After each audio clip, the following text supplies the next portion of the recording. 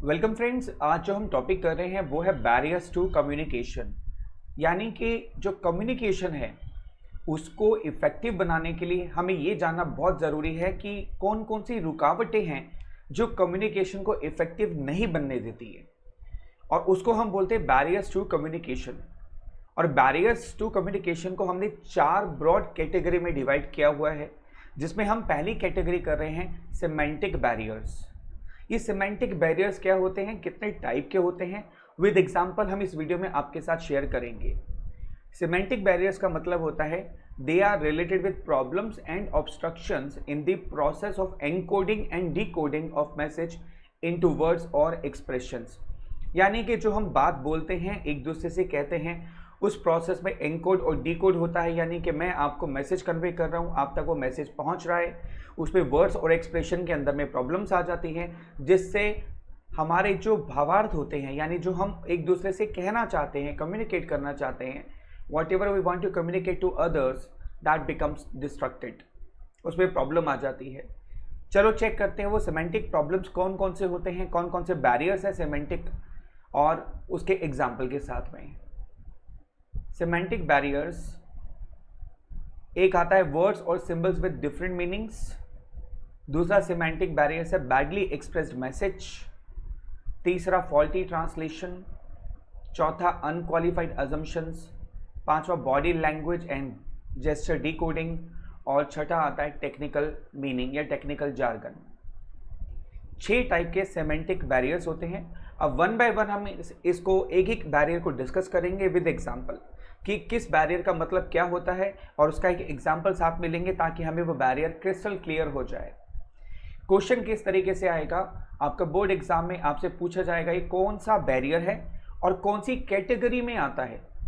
Please minded, आपको ये भी याद रखना है कि जो टेक्निकल मीनिंग है, जो बैरियर है, ये टेक्निकल जार्गन बैरियर है, वो कौन सी कैटेगरी में आता है, वो सिमेंटिक बैरियर्स में आता है। तो चलो स्टार्ट करते हैं वन बाय वन, एक एक बैरियर। सिमेंटिक बैरियर में पहला बैरियर आता है बैडली एक्सप्रेस्ड मैसेज। जैसे आप इस एग्जांपल को पढ़िए। Santa wrote letter to his boss, dear sir, my wife is very sick, there is no any other husband in my family to take care her, please declare holiday. आपको हंसी भी आ रही होगी सोच सोच करके कि संता क्या कह रहा है कि मेरी वाइफ बीमार है, घर में कोई और हस्बैंड नहीं है जो उसकी केयर कर सके, इसलिए हॉलीडे डिक्लेयर कर दिया जाए। अब देखा जाए तो अगर हम वर्ड्स पर जाते हैं तो इसका मतलब टोटली डिफरेंट है, लेकिन अगर हम इसके सेंस पर जाते हैं तो संता क्या कहना चाहता है कि मेरी वाइफ बीमार है, घर में कोई उसकी केयर करने वाला नहीं है, और आज की छुट्टी मेरे लिए डिक्लेयर कर दी जाए, मुझे छुट्टी दे दी जाए। लेकिन जब हम इसी बात को वर्ड्स में लिखते हैं तो इसका मतलब चेंज हो जाता है। That is called semantic barriers, that is called badly expressed message. यानी मैसेज को बड़े ही बुरी तरीके से एक्सप्रेस करना कि उसका मतलब ही बदल जाए। तो इस मैसेज को हम क्या, इस बैरियर को हम क्या बोलते हैं, बैडली एक्सप्रेस्ड मैसेज। यानी ऐसा मैसेज जो बहुत ही गलत तरीके से एक्सप्रेस किया गया है। अब जैसे ही मैंने आपको भी एग्जाम्पल दिया, ऐसे ही एग्जाम्पल केस स्टडी में आपका आएगा और आपसे पूछा जाएगा identify the barriers and it's category. तो बैरियर्स कौन सा है, बैडली एक्सप्रेस मैसेज, और कैटेगरी कौन सी है, सिमेंटिक बैरियर्स। अगला बैरियर आता है हमारा सिमेंटिक में वर्ड्स और सिंबल्स विद डिफरेंट मीनिंग्स। एक एग्जांपल के साथ इसको डिस्कस करते हैं। Superior, this is the idle method, subordinate interprets, this is idle method. देखो, आइडल और आइडियल के अंदर में बहुत ज़्यादा प्रोनाउंसिएशन में फ़र्क नहीं होता। आइडियल का मतलब होता है परफेक्ट और आइडियल का मतलब होता है यूजलेस। सुपीरियर यानी कि बॉस ने कहा यार ये तो बहुत आइडियल मेथड है, यानी कि बहुत बढ़िया मेथड है, परफेक्ट मेथड है, लेकिन सबऑर्डिनेट यानी जूनियर ने उसको क्या समझ लिया, यूजलेस मेथड। अब देखो यहाँ पर वर्ड्स और सिंबल्स जो हैं इनके दोनों के मतलब अलग अलग निकलते हैं। आइडियल मतलब परफेक्ट, आइडियल का मतलब यूजलेस। ऐसे बहुत सारे वर्ड्स हैं जिनके अलग अलग मतलब निकलते हैं। जैसे कि अगला एग्जांपल है शूट, गन फायर शूट करना, और फोटोग्राफ लेना उसको भी शूट बोलते हैं। तो अगर मैं बोलूँ कि मे आई शूट यू, अब आप उसका क्या मतलब लेंगे, यानी मेरे हाथ में गन है तो उसका मतलब बदल जाएगा, यानी कि मैं आपको शूट करना चाहता हूँ गन से, और मेरे हाथ में कैमरा है तो मैं आपकी फ़ोटो क्लिक करना चाहता हूँ। सेम वर्ड लेकिन दोनों का मतलब अलग अलग। ऐसे वैल्यू, प्राइस और वैल्यू इंपॉर्टेंस। मैंने पूछा कि आपकी नज़रों में आपकी दोस्त की वैल्यू कितनी है, how much value would you place to your friend. तो एक दोस्त ने बोला 20 रुपीज़। 20 रुपीज़ मतलब दोस्त की वैल्यू 20 रुपये है? नहीं, यहाँ पर वैल्यू का मतलब है इंपॉर्टेंस। और मैं पूछता हूँ कि ये what is the value of this pen, इसका मतलब मैं क्या पूछ रहा हूँ आपसे, इसका प्राइस पूछ रहा हूँ, इसकी इंपॉर्टेंस नहीं पूछ रहा हूँ, राइट। यानी सेम वर्ड वैल्यू, लेकिन अगर मैं इसको दोस्त के बारे में आपकी वैल्यू पूछता हूँ, दैट मीन्स मैं वहाँ पर आपसे इंपॉर्टेंस के बारे में पूछ रहा हूँ कि आपका दोस्त आपकी लाइफ में कितनी इंपॉर्टेंस रखता है। लेकिन अगर मैं पेन की बात करता हूँ तो यहाँ पर वैल्यू का मतलब क्या है, प्राइस। आता है प्रेमिसेस। अब प्रेमिसेस का मतलब होता है बिल्डिंग, आप अकाउंट्स में पढ़ते हैं प्रेमिसेस का मतलब क्या होता है, बिल्डिंग। लेकिन बिजनेस स्टडी में जब आपने प्लानिंग चैप्टर किया होगा और स्टेप्स ऑफ प्लानिंग किया होगा तो वहाँ प्रेमिसेस का मतलब क्या था, अजम्पशंस। देखो same word but it has different interpretation. Premises मतलब अजम्पशन, तो same word different meaning. Peace और पीस, पीस का मतलब होता है हार्मनी, पीस का मतलब होता है यूनिट्स। ऐसे राइट और राइट, राइट का मतलब होता है नोट डाउन करना और राइट का मतलब होता है करेक्ट। मतलब सिंबल्स कह लो, वर्ड्स कह लो, बिल्कुल सेम होते हैं लेकिन इसका मीनिंग अलग होता है। ये भी बहुत बड़ा बैरियर बन जाता है कम्युनिकेशन के अंदर में। This is another barrier which is called words or symbols with different meanings, and this comes under semantic category. Next barrier आता है faulty translations. इसका सबसे आसान मैं आपको तरीका बताता हूँ फॉल्टी ट्रांसलेशन का। आपने पी के पिक्चर थ्री इडियट पिक्चर ज़रूर देखी होगी आपने, पक्का। नहीं तो थ्री इडियट का वो सीन आपने ज़रूर यूट्यूब पे सर्च किया होगा, आप कर सकते हैं। 5 सितंबर टीचर्स डे की स्पीच का चतुर जो उसके अंदर में जो है स्पीच देता है, वो बिल्कुल फॉल्टी ट्रांसलेशन का सबसे बेस्ट एग्जांपल्स है। Sometimes the communication originally drafted in one language, for example English, need to be translated in the language understandable to the workers. यानी कि एक लैंग्वेज से आपको दूसरे लैंग्वेज में ट्रांसलेट करना होता है। लेकिन अगर आप उस लैंग्वेज से प्रोफिशिएंट नहीं है, यानी उस लैंग्वेज पर आपकी कमांड नहीं है, तो बहुत सारे वर्ड्स हैं जिनके मतलब ही बदल जाते हैं। जैसा कि उस चतुर की स्पीच में उसने किया, वर्ड्स जो है बदल दिए। वो जो चतुर था उसको मालूम नहीं था कि इसके बारे में जो वर्ड्स हैं इसका एग्जैक्ट मीनिंग क्या है, और सारी की सारी स्पीच का मतलब ही बदल गया। इस तरीके से वर्ड्स को जहाँ पर लैंग्वेज प्रोफिशिएंट नहीं होती है उसको हम बोलते हैं faulty translation. Sometimes the communication originally drafted in one language need to be translated to the language understandable to the workers। और ये प्रैक्टिकली भी होता है। जैसे मैंने अक्सर देखा है, जैसे नॉर्थ इंडिया के जो मैनेजर्स हैं उनको प्लेस कर दिया जाता है साउथ इंडिया में। अब साउथ इंडिया की जो लैंग्वेज है वो अलग है और नॉर्थ इंडिया की लैंग्वेज अलग है, तो वहाँ पर जाकर के जो मतलब है वो बदल जाता है, फ़र्क आ जाता है। इसका मैं एक लाइव एग्जाम्पल आपके साथ शेयर करना चाहता हूँ। What happens once we went to Goa. हम लोग गोवा गए और वहाँ पर हम लोग डिनर के लिए गए एक अच्छे से रेस्टोरेंट में। रात का टाइम था, तो हमने उनसे जो वेटर है उसको बोला खीरा ले आओ, कुकुम्बर। उसको हमने हिंदी में बोला खीरा ले आओ आप। तो पता है क्या बोलता है वेटर हमें, बोलता है सर बन रहा है। कब बन रहा है? हमने सोचा शायद काट पाट रहा होगा, छील रहा होगा खीरा, अभी ले आएगा।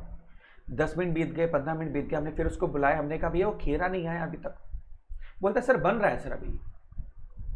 हम बड़े परेशान, यार खीरा बनता कैसे है? उसको तो जैसे छीलना होता है और काट करके सर्व कर देना होता है, उसमें कौन सा मसाले डालने होते हैं, उसको कौन सा भुनना होता है, ना तवे पे गरम करना होता है, एज इट इज सर्व करना होता है। बन रहा है का मतलब समझ नहीं आया।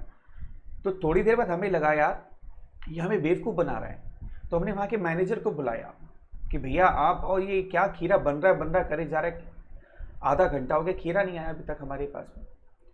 तो जो मैनेजर थे उन्होंने बोला सर उसको समझ ही नहीं आया कि आप मांग क्या रहे हो। मैंने कहा समझ नहीं आया, खीरा जो कुकुम्बर है उसको वहां पर अलग नाम से जाना जाता है। तो ही सेड सर उसको समझ ही नहीं आया, इसलिए उसने आपसे बोल दिया कि खीरा बन रहा है। फिर और हमने जब उनसे और बातें की तो उन्होंने बताया कि वो नॉर्थ इंडिया से बिलोंग करते हैं और इसलिए उनको मालूम था खीरा का मतलब क्या होता है। फिर उन्होंने अपनी भाषा में उसको समझाया, हालांकि वो भी इंडियन हम भी इंडियन। सोचो भारत के एक ही देश में हम एक ही अपनी ही कंट्री में बैठ करके और एक दूसरे की बात को नहीं समझ पा रहे हैं। सोचो, वर्ड्स फॉल्टी ट्रांसलेशन, मैं उनको उनकी लैंग्वेज में नहीं समझा पाया खीरा का मतलब क्या है, और वो मुझे नहीं समझा पाए कि वो क्या एक्सपेक्ट कर रहे हैं मुझसे।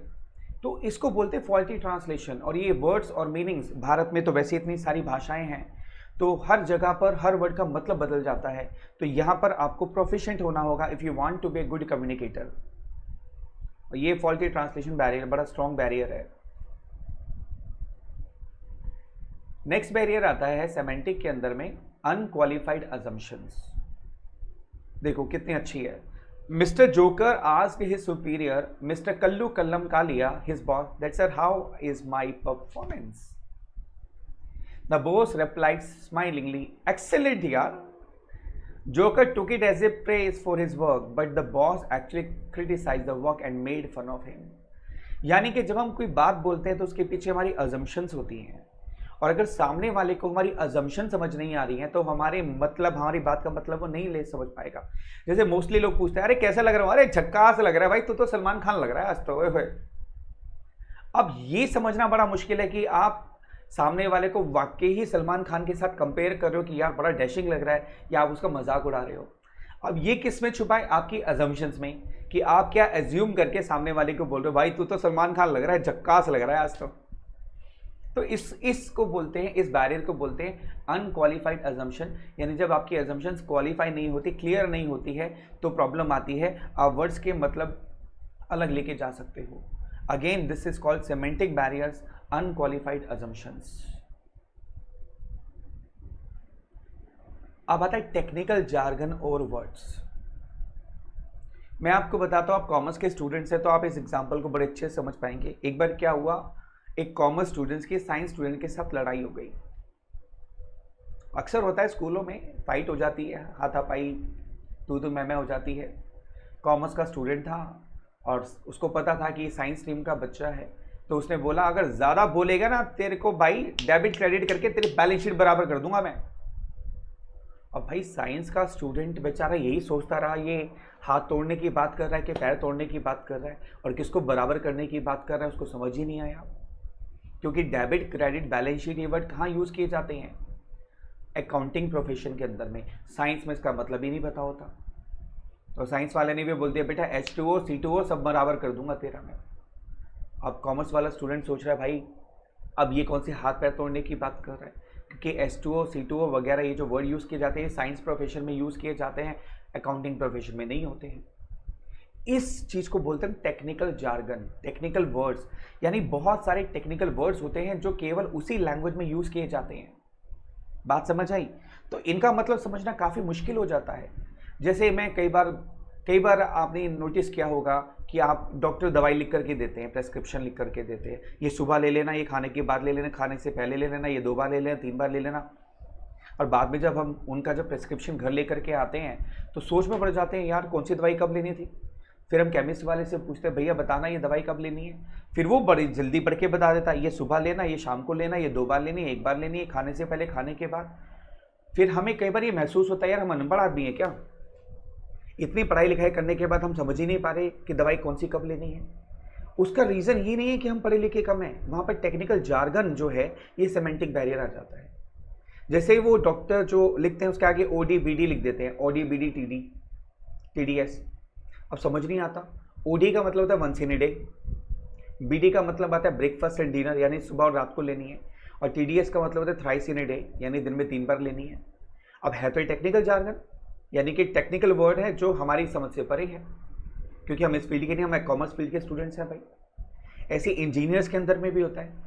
अब ऐसे ही इनकम टैक्स के अंदर में वर्ड आता है असेसमेंट ईयर प्रीवियस ईयर।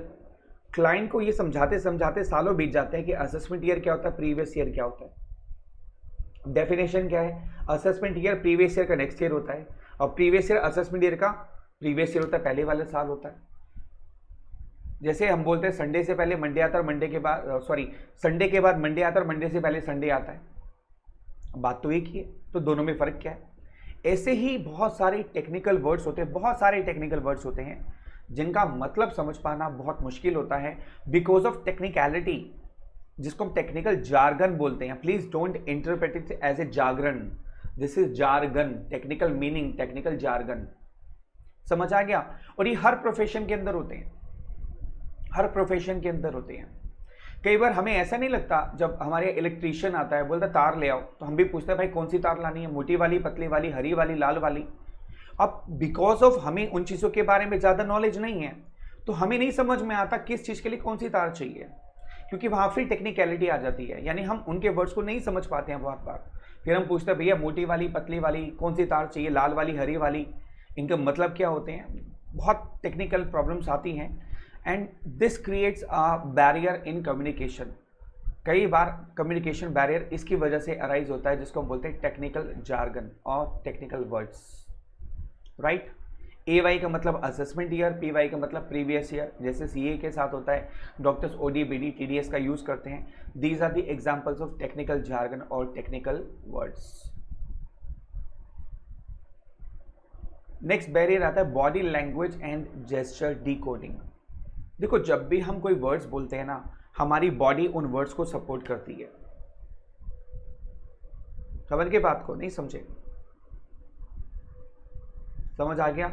आप ऐसे कह रहे हो हाँ सर समझ तो आ रहा है, यानी कि आप मुंह से तो हाँ बोल रहे हो, लेकिन आपका जो बॉडी लैंग्वेज है वो क्या कह रहा है, समझ नहीं आया। समझ गए? जैसे कई लोगों को आप कहते हो समझ आ गया, और आप जब उनका फेस एक्सप्रेशन देखते हो तो आपको लगता है यार इसको कुछ समझ नहीं आया, लेकिन बच्चा कहता है हाँ समझ तो आ रहा है। तो ये समझ पाना कंफ्यूजन हो जाता है कि एक्चुअल में समझ आया कि नहीं आया। इस बैरियर को हम बोलते हैं body language and gesture decoding. यानी कि जब भी हम कोई बात बोलते हैं, हमारी बॉडी उसके साथ में रिएक्ट करती है, मूवमेंट करती है, और अगर हमारा वर्बल कम्युनिकेशन हमारे बॉडी लैंग्वेज के साथ मैच नहीं कर रहा, तो कम्युनिकेशन में बैरियर आएगा ही आएगा।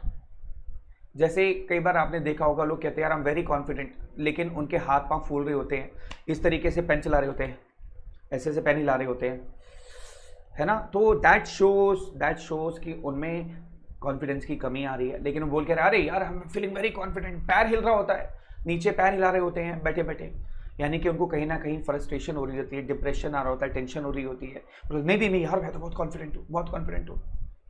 That is called body language and gesture decoding. अगर आप किसी के बॉडी जेस्चर को डिकोड नहीं कर सकते, समझ नहीं सकते कि वो क्या कहना चाहता है, तो कम्युनिकेशन बैरियर आएगा ही आएगा। The information can be miss interpreted if the Sanders body movements do not match with his verbal communication. अगर बॉडी मूवमेंट के साथ में आपके वर्ड्स मैच नहीं कर रहे, तो कम्युनिकेशन बैरियर आएगा ही आएगा। जैसे मैंने कहा कि समझ आया, आपने कहा हाँ सर समझ तो आ रहा है, यानी कि आप मुंह तो हिला रहे हो ना का, और वो कह रहे हो हाँ समझ आ रहा है। Is that clear? तो बॉडी लैंग्वेज का वर्ड्स के साथ मैच करना जरूरी है, और आपको उसको डिकोड करना आना चाहिए, यानी कि आपको दूसरे की बॉडी लैंग्वेज को समझना अगर आप समझ सकते हो, तो आप उन बैरियर्स को दूर कर सकते हो। खैर, again this is barriers which is called semantic barriers, body language and gesture decoding.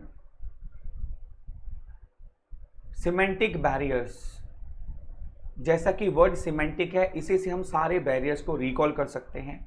जैसे एस से हो गया सिंबल्स विद डिफरेंट मीनिंग्स, ई से हो गया एक्सप्रेस बैडली, संता वाला केस, मैसेज को बैडली एक्सप्रेस करना, symbols with different meaning, shoot, yes, कौन से वाला, कैमरे वाला कि गन वाला।